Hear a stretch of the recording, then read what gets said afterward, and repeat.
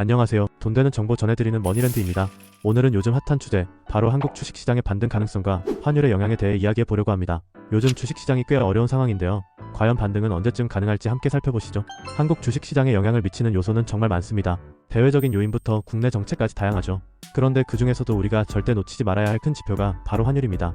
왜냐하면 환율은 외국인 투자자들이 한국 주식에 투자할 때 중요한 기준이 되고요. 수출입 기업들이 얼마나 경쟁력을 가질 수 있는지에도 큰 영향을 미치는 요소거든요. 그래서 주식시장 움직임을 이해하려면 환율 변화를 꼭 체크해야 합니다. 환율이 뭔지 간단히 짚어볼게요.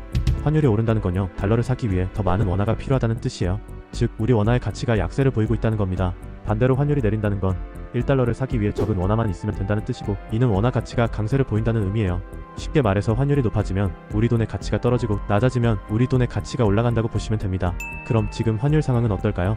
최근 한국의 환율은 정말 심각한 수준입니다. 1달러당 1,500원에 육박하고 있는데요. 이건 1997년 IMF 때와 2008년 금융위기 때 이후 최고치예요.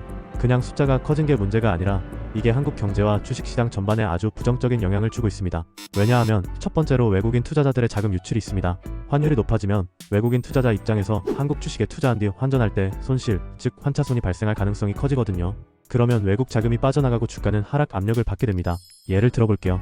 외국인 투자자가 한국 주식에 1,000만 원을 투자했다고 가정해요. 그 당시 환율이 1달러당 1,200원이었으면 1,000만 원은 약 8,333달러에 해당되겠죠. 그런데 투자 후 주식 가격이 10% 올라서 1,100만 원이 됐지만 환율이 1,500원으로 상승했다면 1,100만 원은 7,333달러가 됩니다. 결국 주식은 올랐는데 환율 때문에 손실이 발생하는 겁니다. 이렇게 환차손이 크면 외국인 투자자들은 한국 주식시장에서 빠져나가려 하겠죠. 두 번째는 수출 기업과 수입 기업의 차이입니다. 환율 상승이 모든 기업에 나쁜 건 아닙니다. 삼성전자나 현대자동차 같은 수출 기업들은 원화 약세 덕분에 해외에서 더 경쟁력을 얻을 수 있어요. 하지만 원자재를 수입해야 하는 기업들은 더 높은 비용을 지불해야 하기 때문에 수익성이 악화될 수밖에 없죠. 그럼 주식시장이 다시 반등하려면 어떻게 해야 할까요? 가장 중요한 건 환율 안정입니다. 지금처럼 환율이 급격히 오르내리면 외국인 투자자들도 불안해지고 국내 투자자들 역시 마찬가지로 불안감을 느낄 수밖에 없어요. 환율이 1달러당 1,400원 이하로 안정되면 코스피와 코스닥 시장도 다시 긍정적인 반응을 보일 가능성이 높아집니다. 이게 바로 반등의 중요한 조건 중 하나라고 볼 수 있겠죠.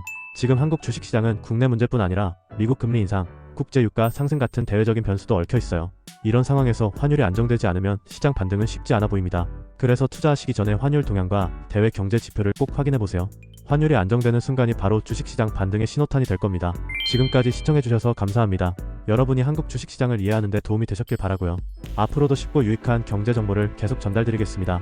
오늘 소개해드린 정보가 유익하셨다면 좋아요와 구독도 부탁드리고요. 더 궁금한 점은 댓글로 남겨주세요.